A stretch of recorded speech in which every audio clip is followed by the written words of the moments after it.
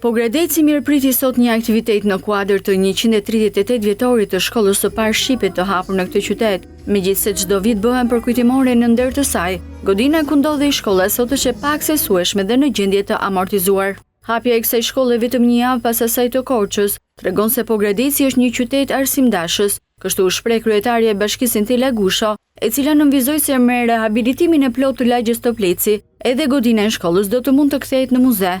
Në kuadër të rivitalizimit të lagjes muze, e cila përfshihet dhe shkolla shqipe, është një nga prioritetet kryesore të bashkisë për rikthimin e kësaj shkolle në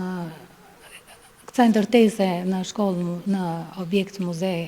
e cila do të jetë një objekt i muzeut të arsimit të Pogradecit. Jemi të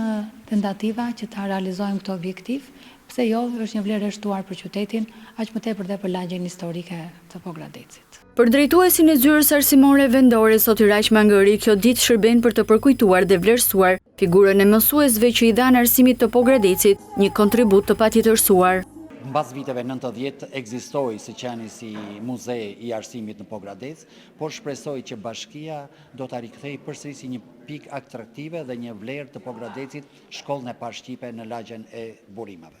Në këtë aktivitet u nda 24 certifikata mirënjohje për mësuesit e dalë në pension, si dhe për familjarët e atyre që kanë ndërruar jetë, ndërsa prej muajit shkurt ka nisur rehabilitimi plot i lagjes muze, ku pjesë e saj është edhe shkolla e parë shqipe e Pogradecit.